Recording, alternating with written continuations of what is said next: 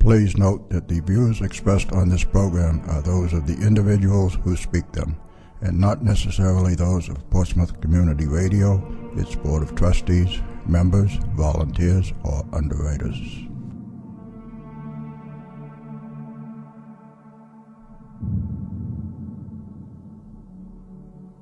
Good evening and welcome to Spirit Radio. I am your host, Willy Hassell. Along with my co-host, Lynn Nickerson, we will take you on a journey into the unknown where the paranormal becomes the normal, a journey to a world cloaked in darkness where reality becomes a thin veil. So sit back, relax, and join us as we venture into the shadows, the darkness, the unknown, and back.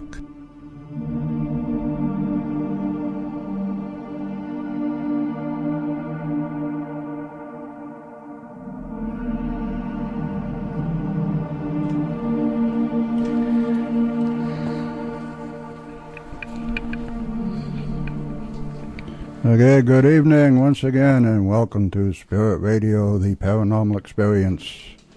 Ghosts, spirits, hauntings, UFOs, Bigfoot. Nothing is off limits here. This is the show where the paranormal becomes the normal. I am your host, Willy Hassell, the gatekeeper to the dark side, your guide to the realm of the unknown, the unseen, the unthinkable. And I'm very happy to see her here tonight. She is the lovely, the mystical, the mysterious Lynn Nickerson. Hey, good evening, Willie. How you doing? I'm doing okay, Lynn. How are you doing? It was a beautiful day today. It was really nice. Nice exception.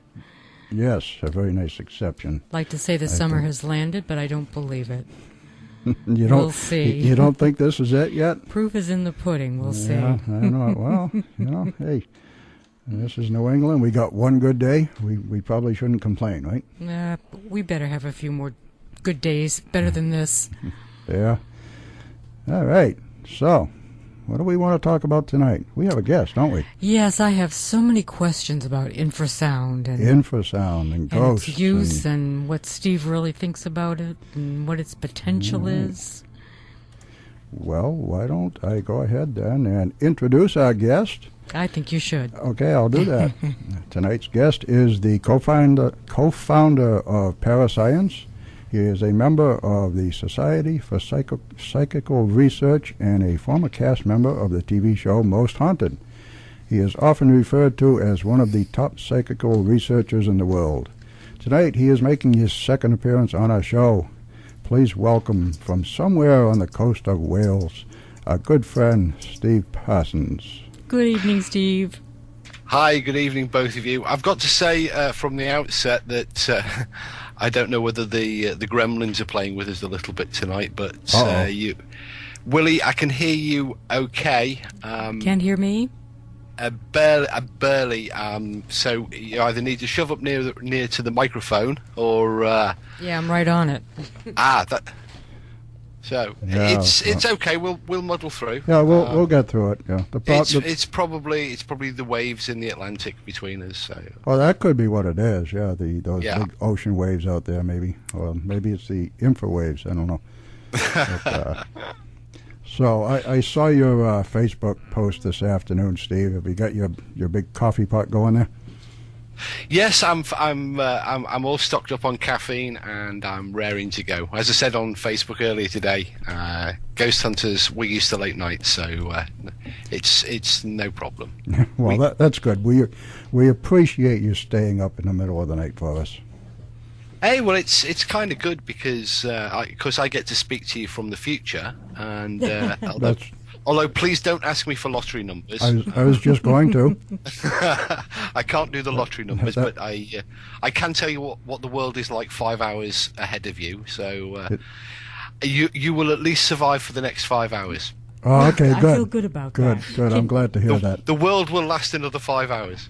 So, Steve, am I coming through? We Yes, switched mics. I can hear you now. Wonderful. Good. Okay. Thank you. It's not. Okay, my computer just went down.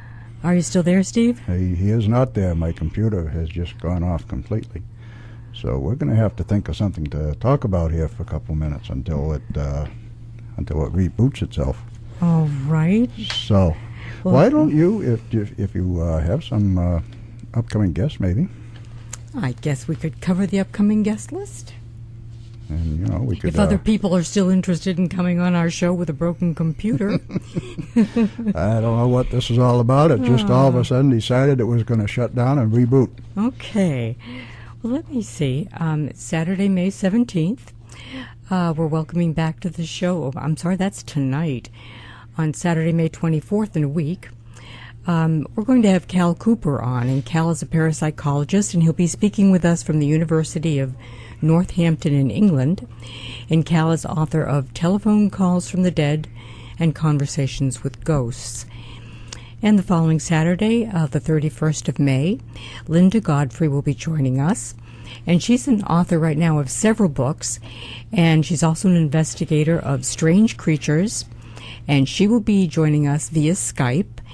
And we're going to be talking about strange canids, upright canids, from wolfmen to werewolves. Well, that sounds good. Werewolves, dogmen, and upright animals. And the stories are very bizarre, and many defy explanation, but there have been many witness accounts of these creatures. And the common question is, are they associated with UFOs? So we should have a fascinating conversation with Linda. She has firsthand testimony and firsthand information on these sightings.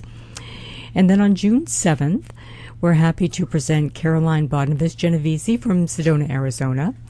And Caroline is a psychic medium, a psychic intuitive who's been practicing Wiccan for many years. And she's going to talk about some of her own personal paranormal experiences, how she works with earth energies, some of the Wiccan holidays, and what it's like to be Wiccan. And on June 14th, we're welcoming back Jaylene Fontaine. And Jaylene calls herself an interspecies communicator. And she's actually one of the real animal whisperers. And she'll be giving us different accounts of speaking with animals and how she helps various owners with their pets and the problems that they're having with their pets, be it from not feeling well to having eating problems or behavioral problems.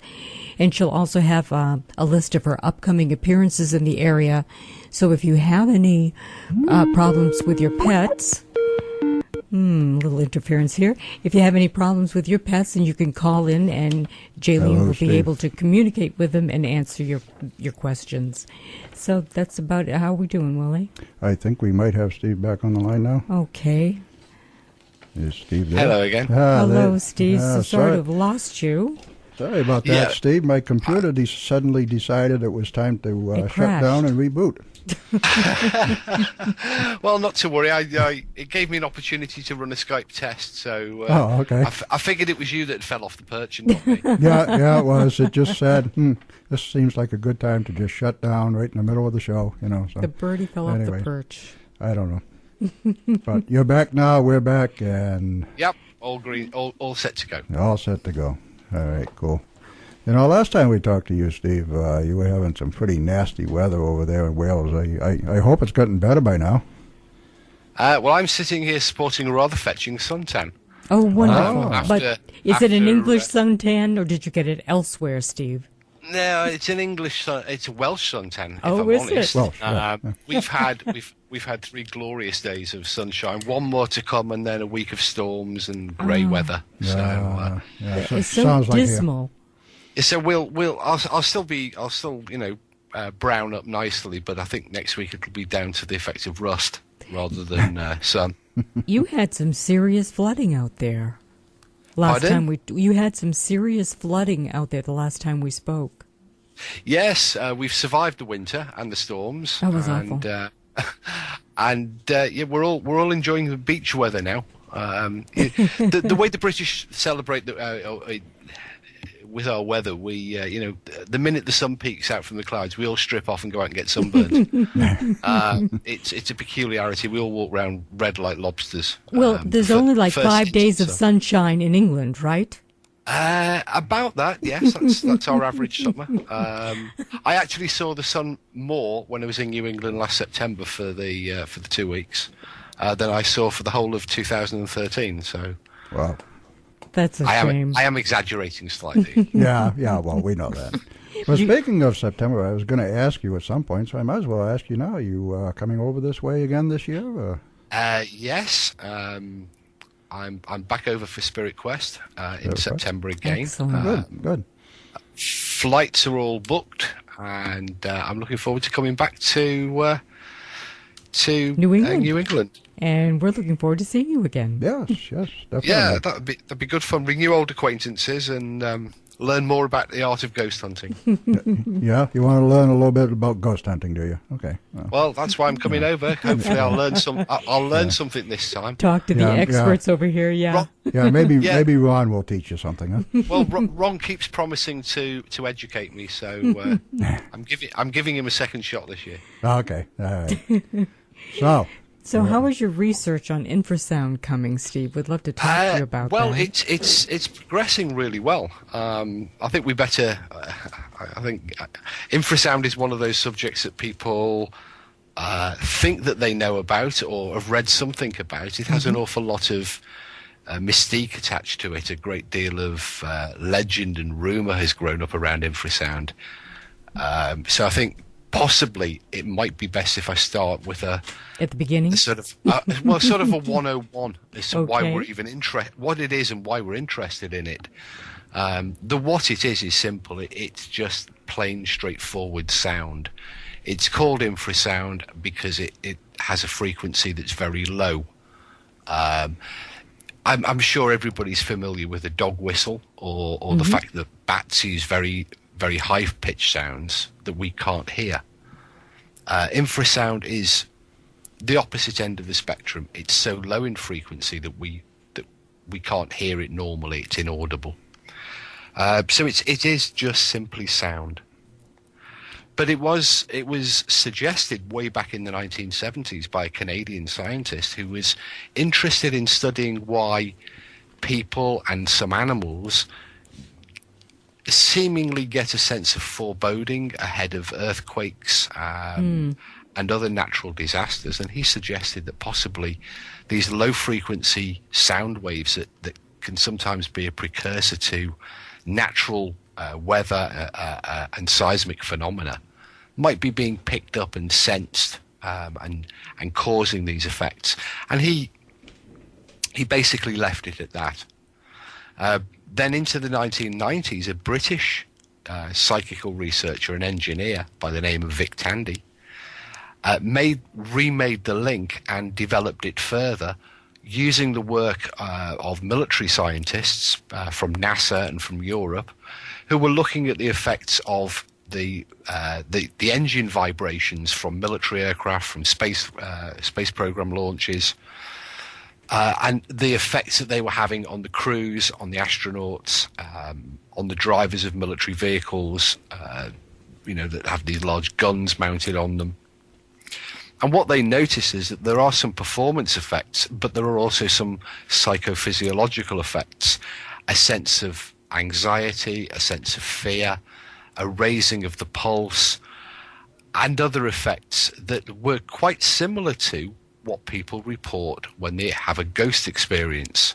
So he made this, developed a hypothesis that perhaps naturally or man-made infrasound that's endemic throughout the environment, whether you live in a big city or whether you live in the middle of the of a desert.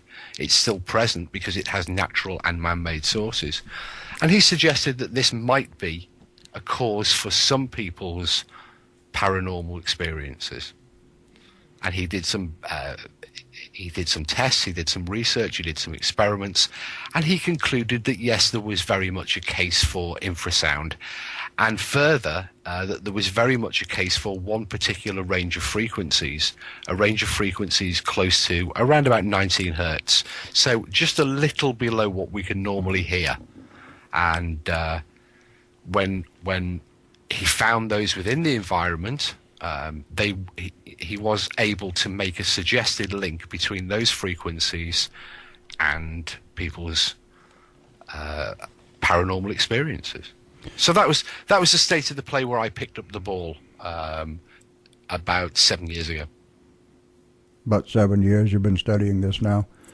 Around about 7 years, yeah. I mean, particularly, it intrigued me because I have an engineering and a medical background, and so it appealed to my qualifications, to my training, and I guess kind of to the geek in me, because a sound that we can't hear, and reading the research, it's incredibly difficult to record. It's incredibly difficult to measure. The reason being is that all commercial and off-the-shelf sound recording equipment is designed specifically to remove most of the sound that we can't hear. Sound engineers, and I'm sure the studio engineers at the radio station, will tell you that they have a terrible problem with microphone rumble or turntable rumble, or the wind on microphones when they do outside broadcasts. Again, these are all problems of the low frequency end of the sound spectrum. Well, go ahead, Steve. I'm sorry? I said go ahead. I'm sorry. Did we lose him? I don't think so. Did we lose you, Steve? You just broke up a little bit then. You're still there. I thought, I just thought you were asking a question, but it got a little distorted. Oh, that's what it is. Yeah, I heard some distortion as well. Well, then, once we get to this point, I've got a question. We're talking about auditory, or even this frequency that we feel with our bodies. What does the visual have to do with it? For instance, with sighting ghosts. Well, Vic Tandy discovered that some NASA research that had been looking at the performance of astronauts with during the launch cycle, that the human eyeball, vibrates as a natural resonance that's close to these frequencies. In fact, it's very close to 19 hertz, according to the research done by the National Space Administration. And what he suggested as a possibility was that the vibration of the eyeball, the subtle vibrations of the eyeball, were causing a blurring or a smearing around the periphery of the vision field, which people may interpret as being shadows just out of the corner of the vision, of shapes, or even whole apparitions. So that was the basis of the idea that ghosts could be seen as a result of infrasound. Yeah, we did see in reading his paper about his experience with the fencing foil. That's right. Right. And is the idea, do I understand it right, it's because that the infrasound was at that 18.98 hertz. That it's the foil wasn't actually vibrating, but the eyes were like hallucinating it? Is that the idea? No. In actual fact, what Tandy observed was that as he moved the fencing blade to different points within the workshop, the blade itself was vibrating, but that himself and other workers within the workshop had these peripheral vision field apparitions, and so he found this NASA paper, which he made the link. But the blade itself was actually vibrating. Oh, okay. It really was vibrating then. Okay. Then is it vibrating in accordance with its molecular structure? Well, therein lies the problem, because in the original paper, we're not given a great deal of information about the blade, or indeed the workshop in which the effect was observed. And that's quite important, because we do need to know the physical dimensions of both in order to be able to work out the resonant frequencies.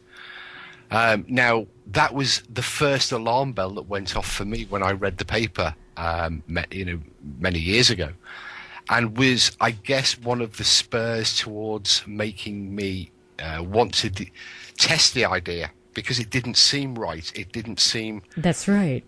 Because a blade is only around about approximately 3 feet in length, and would, to my mind, to have a resonant frequency that was much higher, and therefore should be audible. I think in terms of a tuning fork. Mm-hmm.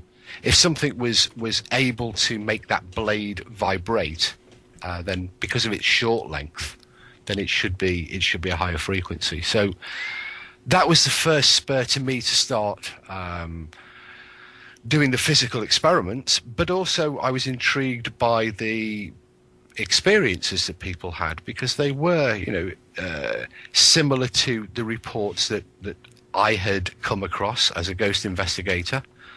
People had reported to me, and indeed in some cases I had actually experienced for myself. So I was intrigued to find out whether it was this inaudible sound that permeates the environment and was just having these effects, on me and on all of these other people. Steve, how does the eyeball vibrate at one frequency and then this steel sword vibrate at another frequency, unless it is sort of self-generated, unless it is the molecules of the solids of each of the materials vibrating, or is it the atmosphere that is affecting these objects? No, the vibration is different. A direct result of physical variables within the structure. So the eyeball will oscillate because its frequency is set by its material structure. It's a sort of jelly-like spherical, organic, and blob.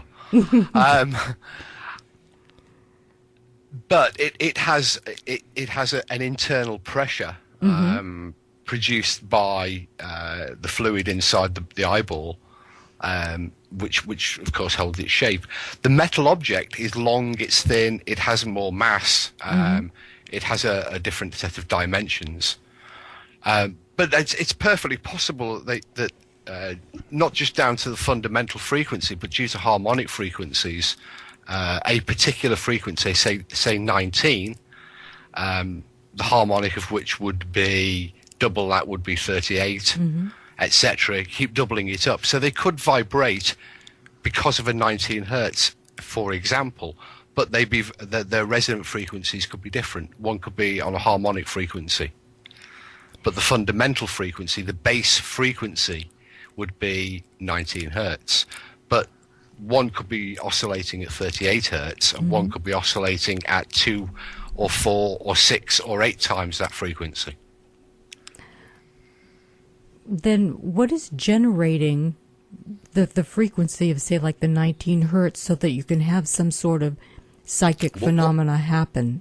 Well, before we get too fixed on 19 is only the frequency that Vic Tandy suggested from his original mathematical calculations based upon the dimensions of the room.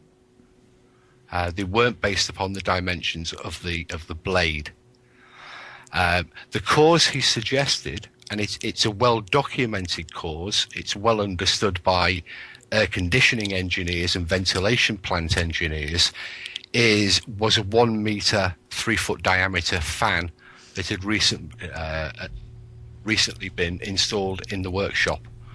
And so the beating of the air caused by the fan within the ducting was creating this low frequency tone. Mm-hmm.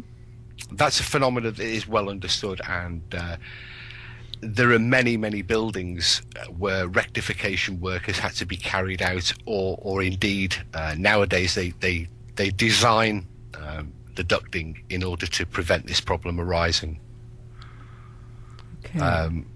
In effect, you don't want your air conditioning duct to act like a giant organ pipe. Right? No. It's all rather complicated sounding. This is the problem with infrasound. Is it does seem complex, but in reality, it's not. It's the situations, the circumstances that are really the variables. Yeah, I think where the problem is it's the mythology, and also the fact that it starts off badly by saying it's sound that you can't hear. People can't relate one to the other. But if you just tell them that, like any sound, it's just a series of compressions and rarefactions within the air, just moving waves within the air around us, the same as every other type of sound. These just move. They're bigger and they move slower. Okay, as far as the infrasound and the ghost hunting itself, what really do you think infrasound proves or disproves as to whether or not ghosts do exist? It doesn't prove anything at all as to whether ghosts exist. Either way. But what it might be able to do is to give us an insight into why some people have experiences that they think are ghostly in their origin. So, for example, if you are in an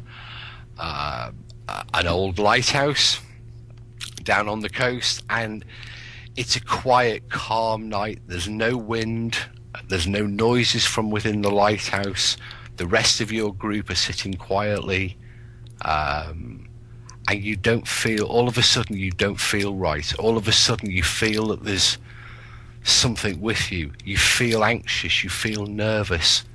But there's nothing that you can smell, there's nothing you can hear, there's nothing you can taste, and yet you still feel uncomfortable.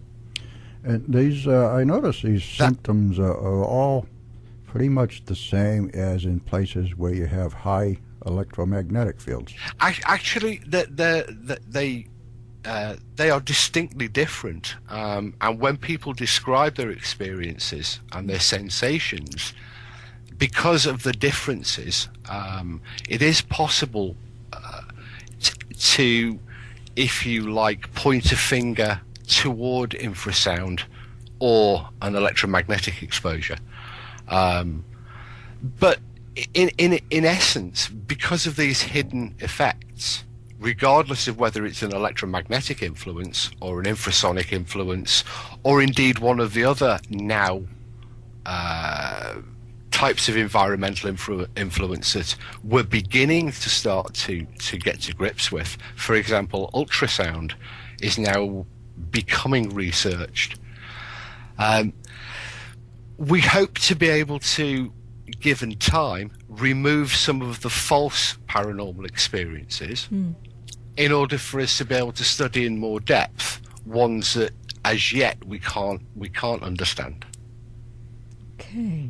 So it might bring us nearer to finding out what ghosts actually are by stopping us looking in the wrong direction.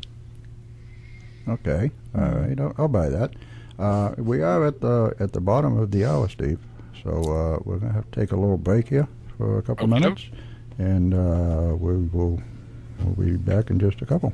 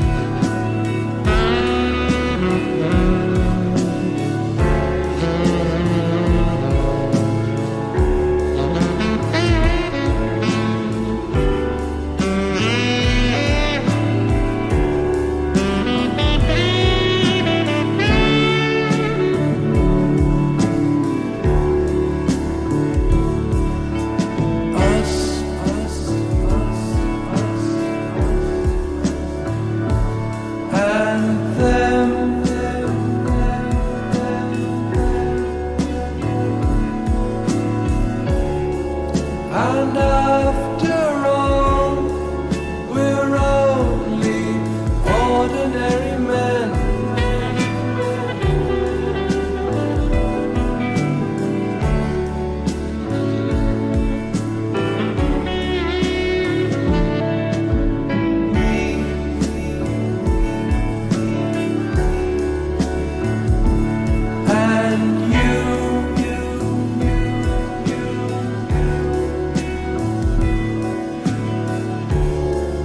God only knows it's not what we would choose to do.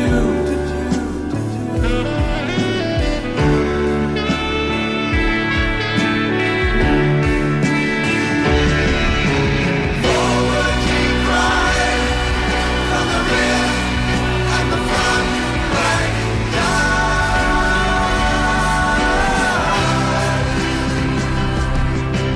General side and the lines on the map move from side to side. Black, black, black, black, and blue.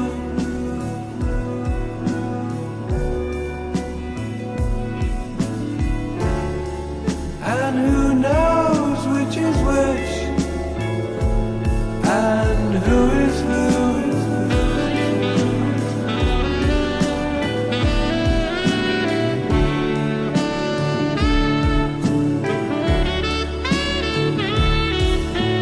Up, up, up, up, and down, down, down, down, down.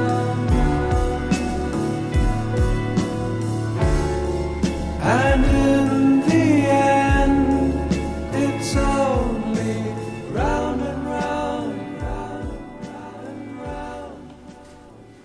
Okay, we're back on Spirit Radio, the Paranormal Experience on WSCALP 106.1 FM in Portsmouth, New Hampshire, and from the community calendar, Great Strides Cystic Fibrosis Foundation, York, Maine. The Northern New England chapter of the Cystic Fibrosis Foundation will hold a Great Strides Walk in York on Sunday, May 18th. The May 18th event is part of a national series of walks to raise money to support cystic fibrosis research, education, and care. The event will take place at the York Beach Fire Department, York, Maine, on Sunday, May 18th. Registration will start at 9 a.m. The walk itself will start at 10 a.m.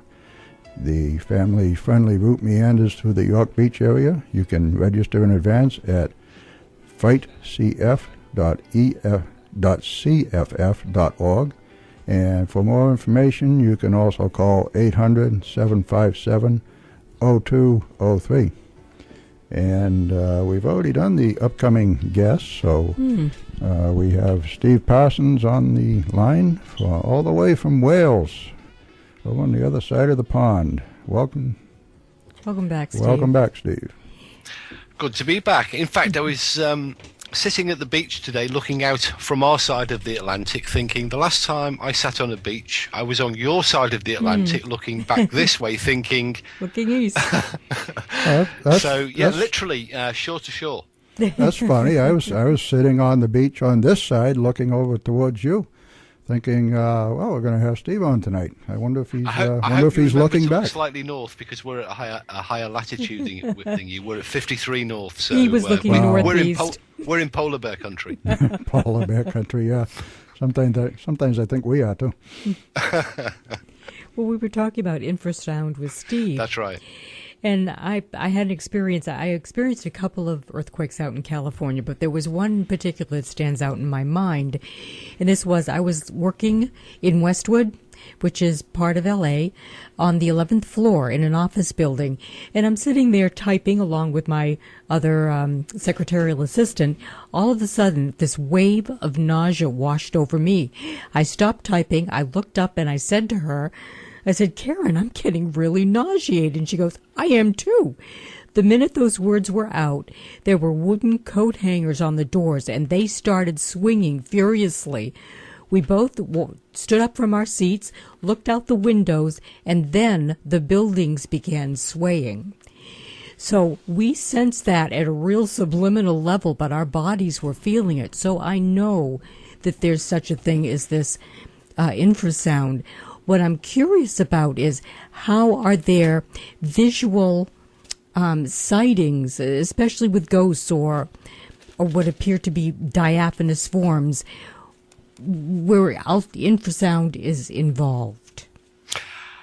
Okay, well, yes, you're absolutely right. What you've described is a classic infrasound exposure, and it goes right the way back to the 1970s as well, with the first researcher wondering how it was that people knew that there was going to be a quake, and indeed how animals knew that there was going to be a quake, because this sound affects us. There is no doubt that this sound affects us, and you felt those effects firsthand, ahead of the tremor ahead of the quake. Now, if we start to build that up from the blocks, first of all, if we take you out of your office and we put you into a haunted building, and you're there as a ghost investigator, or it's just a spooky place and it's not really a comfortable place to be anyway. You know, you're a little bit nervy, a little bit edgy already because it's an uncomfortable environment. You may have heard stories about it being haunted, or it might just remind you of a classical haunted building, and then you get this wave of sudden nausea come over you, and objects around you start to move slightly and subtly. Then your brain will fill in the gaps, and you will interpret these movements and these sensations differently. You will interpret them as a threat. You will interpret them as a threat that you can't understand. And if you are primed, if your expectation is raised to expect a haunting, because it might be a self-induced expectation simply because of the environment that you're in, or it might be an externally induced expectation because of stories that you've heard. So these strange sensations, you will, or you may become more likely to interpret as having a paranormal origin, and then you'll run away. Most of the castles, a lot of them, are built out of stone and granite and so forth. And, of course, there are a lot of sightings in buildings like that or buildings near water. Does it have something to do with, well, the electromagnetic, I don't know, the vibration of the stones because of their composition? No. It has nothing to do with that. Nothing whatsoever. If in fact, the denser the material, so stone, for example, a dense stone like granite as opposed to a softer stone like sandstone will actually enhance the effects of the infrasound, because the sound waves are they're enormous. Think of long ocean waves when they hit the beach. These things are big. I mean, we're talking hundreds of meters in height, these sound waves, and the denser the structure, the easier they find it to couple with, and it reinforces the power. Then what is the source, Steve? The source is all around us. It's the waves that break on the beach. It's the jet stream that blows above our heads. It's meteors entering the Earth's atmosphere. It's big machines. It's trucks. It's buses. It's the sound of the freeway. We make a huge amount of man-made infrasound, which tends to be slightly higher in frequency and tends to be quite limited in the range of tones. Think, for example, of a truck engine, and then add hundreds of truck engines along a freeway and the beating of the tires as they roll along, and they're generating huge amounts of infrasound. And then you think of the ocean waves crashing against the shore over hundreds of miles of coastline, and they too are generating huge amounts of infrasound. If you think of the way that the air rushes above our head, thousands of feet above our head in the jet stream, and think of the noise that happens when you wind your car window down, So rushing air makes these low-frequency sounds as well. When a volcano erupts halfway around the world in South America, the infrasound waves will travel through easily to North America. Was it 2 years ago? A large meteorite arrived and landed in Russia. Was it Siberia? It was captured on hundreds of cameras. The infrasound waves from that were measured right around the globe, literally right around the globe. And what was the measurement? Do you know? How many hertz? I'm sorry? How many hertz? Do you know? Well, the range is between just above 0 right up to the threshold of human hearing, which is around about 20. It changes from person to person, as it changes as our hearing and as we age. But how about the meteorite? But the frequency range, man-made, tends to be between about 25 to, say, 10. So double figures for the man-made. And below that tends to be the naturally occurring, so made by nature. The meteorite, I think, was around about 0.02 hertz. Oh.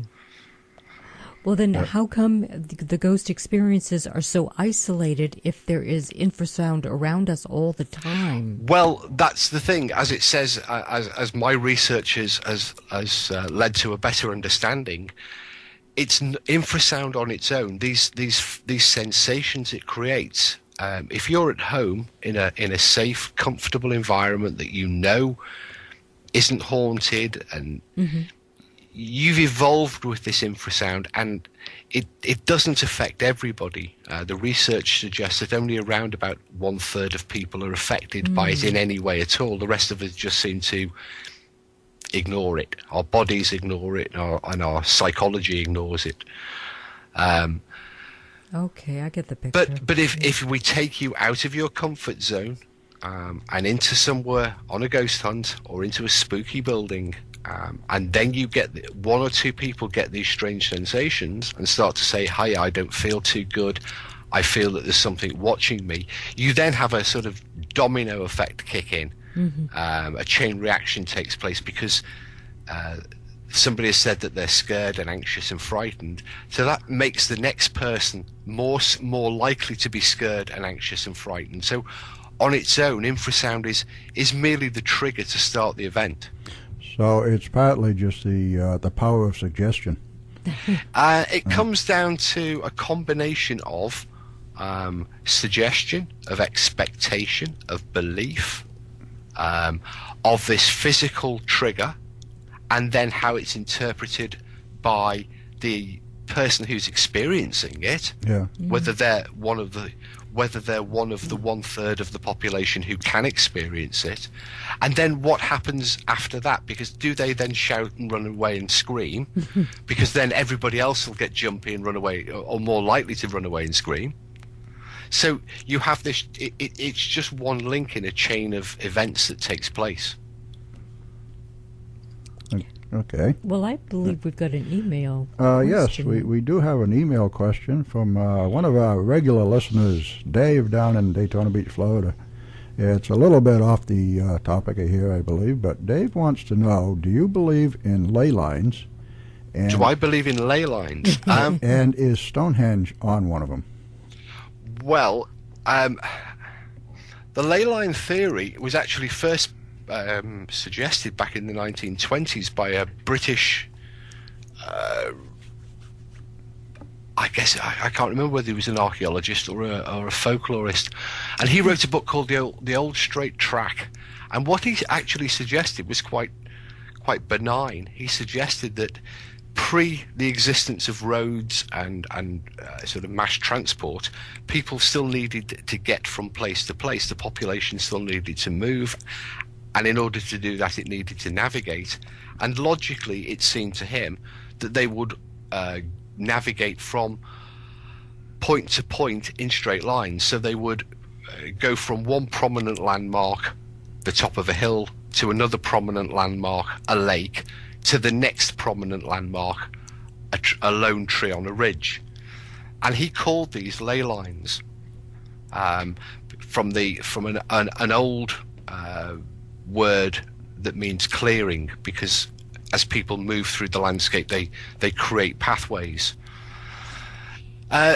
Realistically, in the 1960s, the hippies sort of took this idea and developed it from an earlier idea from the Chinese, these ideas of dragon lines, these not dissimilar to the lines of qi that the Chinese medicine has running through our body, the energy lines that run through our body. So the Earth has its own energy lines, which the Chinese call dragon lines. And in the 1960s, the hippie movement did sort of link the two together. Now, I've never seen any evidence for the existence of ley lines in the sense that they're used for flying saucers to draw energy from, or places of mystical healing, or even we've looked at the research for are there more ghosts along ley lines, or where ley lines are said to cross, and realistically we can't find any evidence for that. But at the same time, there is a great deal about the Earth and about ourselves which we don't yet understand, and it's only been quite recently that acupuncture has been shown to have a demonstrable effect, and acupuncture is said to work by disrupting or enhancing these energy lines within the human body. So I think that's one where it's a wide open field. But personally, I gotta say, acupuncture never worked for me. But yeah, well, I say personally, I haven't seen any evidence for an accumulation of paranormal sightings related to energy points along the Earth. All right, thank you. Okay, well, Dave, I hope that that answers your question. All right, Steve, then I've got another question for you. Talking about infrasound, do you suppose at the right frequency it could be used for some kind of mind control? No, but it has been used by your government. It's been tested by your government. As a non-lethal weapon, with not very much success. Ah, that's good. But the reason it doesn't work very well as a weapon is that it's the easy analogy here is your car stereo or your home high quality home theater setup. You can put the bass subwoofer anywhere, whereas the voice speakers, the channel speakers, have to be front and center, rear and rear into the side, in order to, because higher frequency sound is directional, low frequency sound is not very directional, so that our brain can't get where it's coming from, and so as a weapon it's rubbish, because you can't really point it at anything. If you pointed the infrasonic weapon at the enemy troops, your own guys standing at the sides or behind are likely to get just as much. But what the US government from those infrasonic weapon tests came up with is a device called LRAD, which stands for Long Range Acoustic Device. And if somebody wants to Google it, there are some brilliant videos of this device being used. And it's essentially used in as a non-lethal weapon in crowd control. Some American law enforcement departments use it. And it looks like a sort of flat satellite dish. And it uses very high frequency sound, which has a very narrow wavelength and is very, very directional. So you can aim it actually at individuals and sort of overwhelm their hearing and distort their perspective, and you can cause them to fall over. And does it hurt? I'm sorry? Does it hurt? Does it hurt your hearing? Yes. I have been in the unfortunate position of being front and center with an LRAD. And it isn't comfortable. Think of the loudest car alarm that you can. How long can you endure that for? And then turn the volume up another 10 or 100 times. Unbearable. Well, that must hurt. Yeah. You don't want to fight the nice sheriff's department if you're at the. I guess not. All you want to do is get away from it. Yep, got to stay on your best behavior then. Yeah.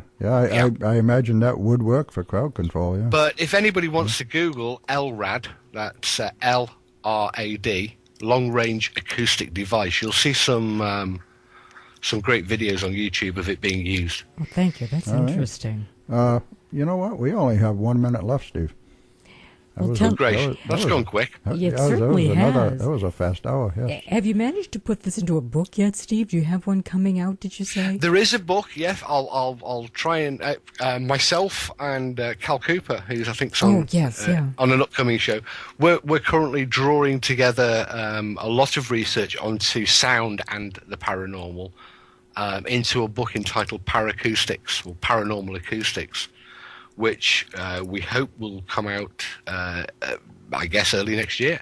And it will look at EVP, it will look at sound recording, it will look at infrasound, it will look at ultrasound, it will look at all aspects of sound that relate to paranormal investigation and the paranormal experience.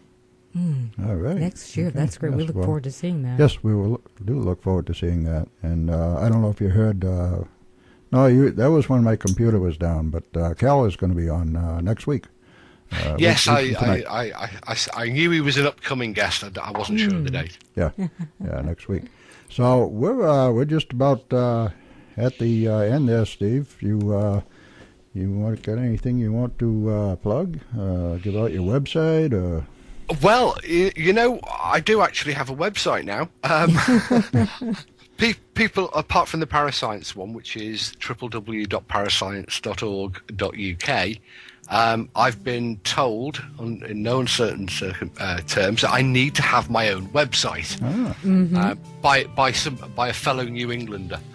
Okay. So it's www. all one word now, The Ghost Hunter. How pretentious is that? Virgo what? Center? So it's www.theghosthunter.webs, webs.com. Is that The Ghost Hunter? Is that what you said? Yeah, The Ghost The Hunter. Ghost Hunter. All right, now we got you. .webs, webs.com. And when that one was given to me, it was like, well, that's about the most pretentious web address that you could possibly unusual. have. The Ghost Hunter. Well, I mean, it describes what I do, so... it describes what you do, and you on there, people can look at the full infrasound paper. They can look at the work on for example, orbs, and some of the other stuff. They can even see me on Eastbridge television. Oh, great! Great. Okay. Look forward to that. There are no clips of me on Most Haunted on my website. I managed to lose them all. Oh. Well, Steve, we thank you very much for staying up. Let's see, it's 3 minutes to 3 in the morning for you now. Appreciate it. Yeah, it is. It's 3 minutes to 3. No, it's been an absolute pleasure. I'm sorry about Skype. It's. Oh, that was on my end. That was my computer. It has cleared up in the last sort of half hour. So. Oh, okay, that's excellent. good. We look forward to having you back, Steve. And we look forward to seeing you again. Yes, I'll be over there when you come up. I think the 18th of September. Excellent. All right, cool. You're going to be here for a week, are you? 2. 2 weeks. Go back at the beginning of October. Oh, Great. All right. So, I wonder if there's any... unless Homeland Security stop me at the door, I'll be there for 2 weeks. I wonder if there's any possibility of getting you in live in the studio one of those Saturdays. Well, I don't know. We'll have to look at the schedule, but anything's possible. Yep, I know. Anything is possible. We might be able to do it as a pre-record while I'm over there. Excellent. Okay. All right. Okay. Well, thank you, Steve. No, it's been a pleasure, Willie. Okay. And, thank you both for having me. Okay. Thank you, and Steve. that takes Stay safe and God bless. Thank you. You too. Bye-bye. And that takes Bye-bye. care of another edition of Spirit Radio, the Paranormal Experience. And I guess we will talk to you next week. Everybody next week, and thank you for listening.